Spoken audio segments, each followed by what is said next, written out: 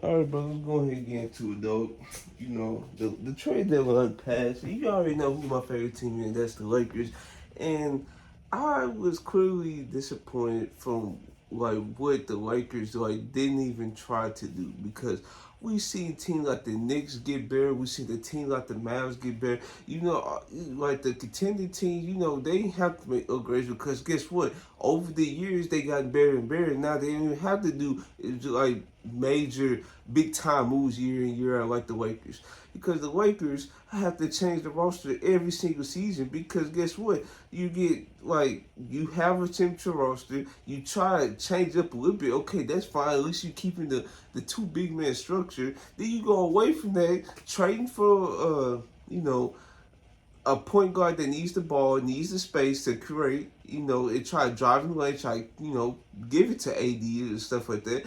And that experiment didn't work out. Then you have to go a whole nother direction. You have to change it up completely. Then you have to get role players. It just and then now we in this position now. Like they kept everybody. That's good, but everybody just haven't been healthy. I seen the games play. LeBron and AD only missed 10 games combined. You telling me everybody else missed 140 some plus games? It's like you cannot win with that as well. And then the fact is, the Lakers knew it, knowing this by the way, didn't even attempt to do anything. And that is my main problem because guess what? Like I just said the Mavs, look, the Mavs said, okay, Grant Williams, Steph Curry, it's not gonna work out. I know we've signed them to good deal, especially Grant Williams. We signed them to good deal. It's time to move off them. So they got a first round pick and test to those boys, sent them out, and now they get PJ Washington, who's a better. Well, I would say he's a better defender. Well, I don't know, but I know PJ Washington can hold his own in defense. Both of them can hold his own, but I believe PJ Washington can hold his own in defense, and he's a better like self creator for himself compared to Grant Williams. And shooting wise, I mean the percentages look like the same, but the fact is PJ Washington can like do more with the ball compared to Grant Williams, and and then, like I said, and then they got Daniel Gafford. So Daniel Gafford, like I said in my videos on another platform, he's like leading the league in almost every defensive category. And now the only thing about him is just his rebounding fit. But him and Derek Lively is going to go crazy because now you have Luka, you have Kyrie, feeding you the ball. Like those guys will feed the lob threats. Now, folks thought, oh, this might be a Nick Claxton destination or something like that. Well, they don't even have to worry about that no more because now you got your rookie Derek Lively. He's pretty good. I want the Lakers to drive him, but you know the Mavs hurry up and stats because this is a perfect fit with him and Luka. Why not try to get a rim running lob threat? And he's an improving defender. Like he's not gonna be uh like a Wembyamba out the gate on defense or something like that. No, it's gonna take some time before he get there. Now, folks comparing him to Tyson Chandler, that would be a great career for him if that turns out to be the case. Then you have Daniel Gafford. He's also a rim running lob threat as well, and he's a good defender. You could say he's a better defender than Derek Lively. And shoot, maybe in close games, you know how Jason Kidd is. He probably gonna play Daniel Gafford down the stretch of games. So yeah, then the Knicks. So the Knicks, I was not expecting this whatsoever because everybody thought Alec Burke was going to be the move for the Knicks. And when I saw the chart, I said, okay, okay. Then I saw like either Woj or Shannon tweet out, but Bojan Bogdanovic is going to the Knicks. I'm like, what? How did this happen? And then it was like, and I saw the full trade. It was Alec Burke, Bojan Bogdanovic, I believe somebody else, but I could be wrong. It was for Evan Fournier, who they wanted to get off his contract for a very, very long time, but they kept him just for this reason right here. They got rid of Quinn Grimes, who became disgruntled with Tom Thibodeau pulling him out of games, and Ryan Arcidiacono, and in 2 round pick for the package I just said. Mind you, the Lakers could easily got that package either, I feel like last year, but guess what? They was asking for a first round pick for Boyan Bogdanovic. And bro, I just don't get it. Because I know things change. Because I know he just came off an injury. He's getting older. Like last year and this year, he didn't fit the timeline. So I'm guessing the injury played the part of that and maybe some other factors, but this like very like surprised. It surprised me greatly, and I'm trying to see.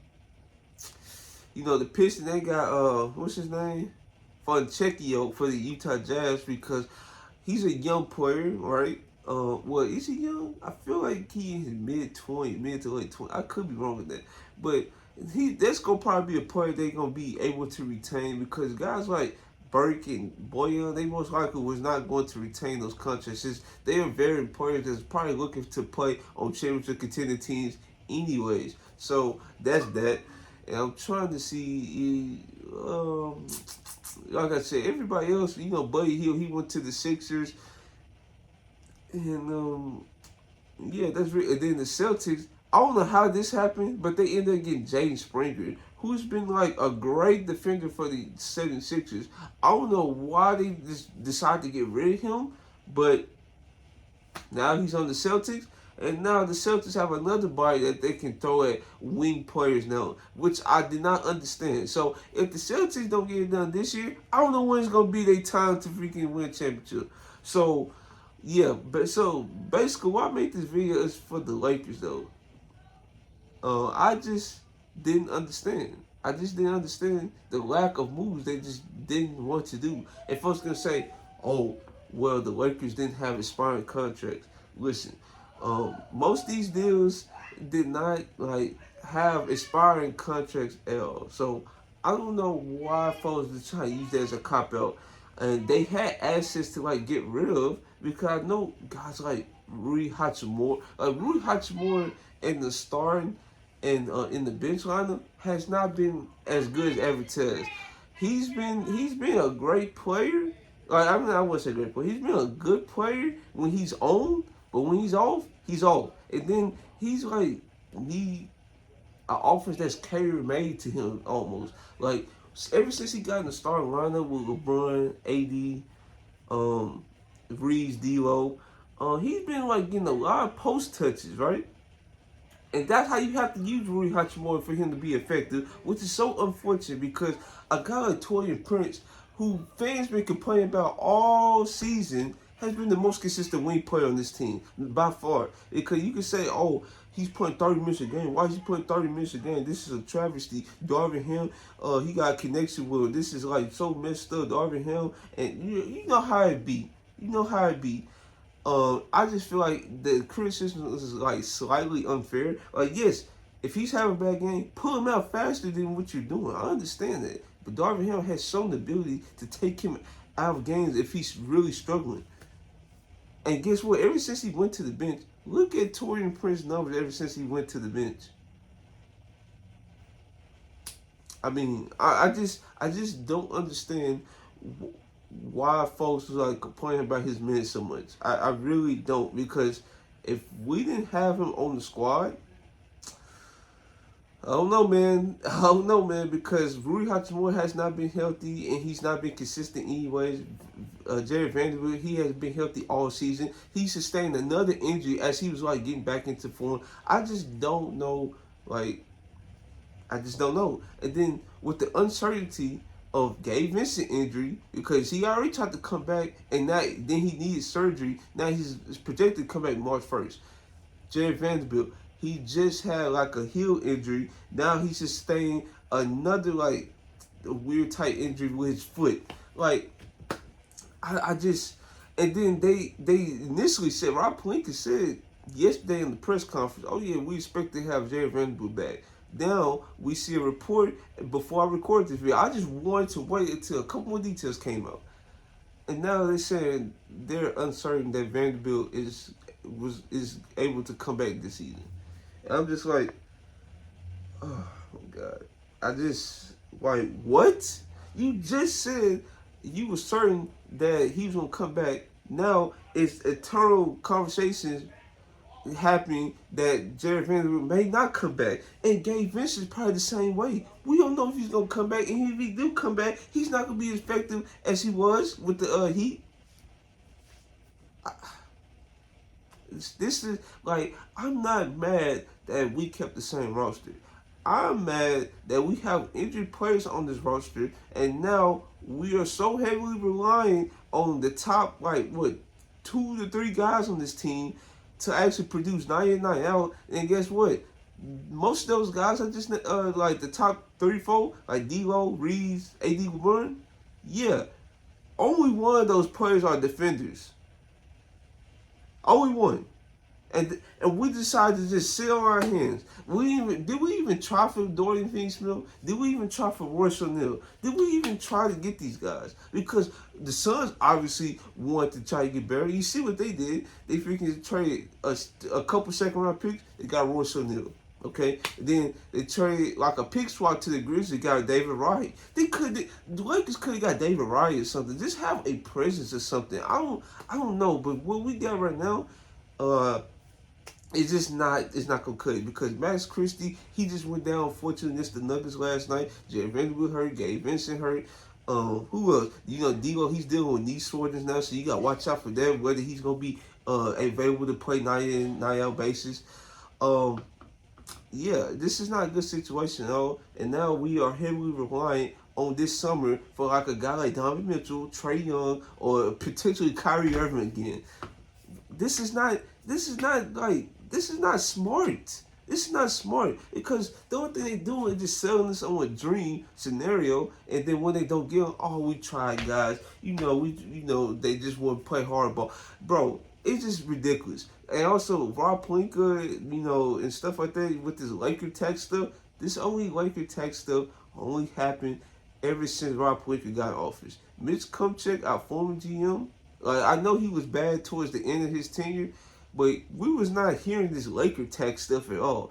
Bro, we literally had the CP3 deal, done. It was done. Until Dan Gilbert and Mark Cuban freaking got involved. We had trade for Dwight Howard, easily. We trade for Paul Gasol. Where was this Laker tech stuff then? You see the stuff with the Celtics doing, how they able to get good assets year in, year out?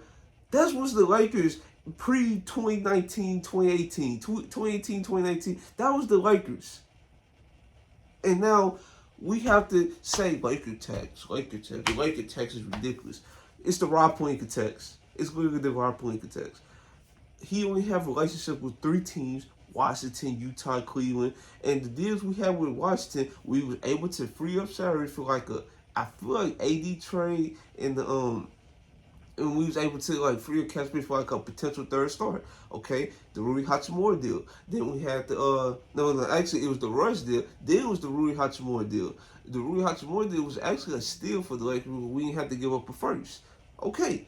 So that's 3 deals I just named for Washington. Let's go Utah. We was able to dump Russell Westbrook on Utah, and then we got Jared Vanderbilt and Malik Beasley in the process.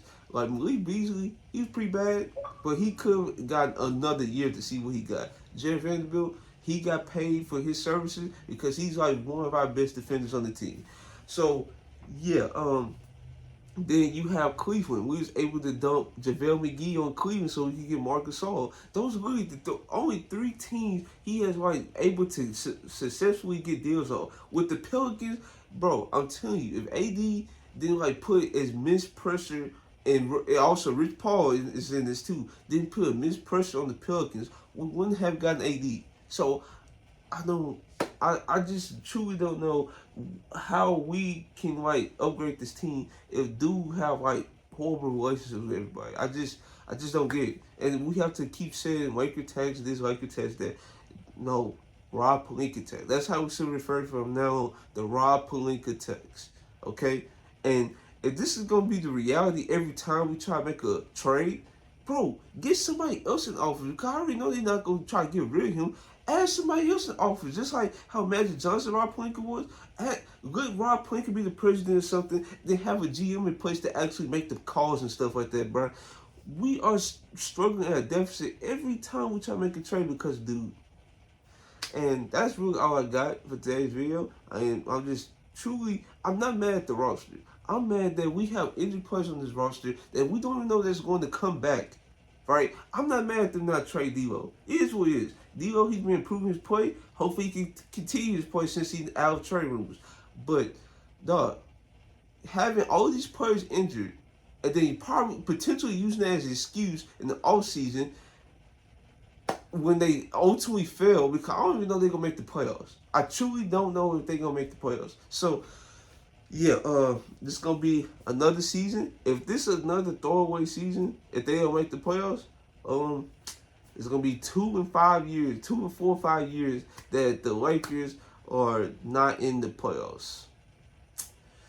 I gonna have to live with that. So yeah, if you guys like this video, like, comment, subscribe. This is your boy Trail ML.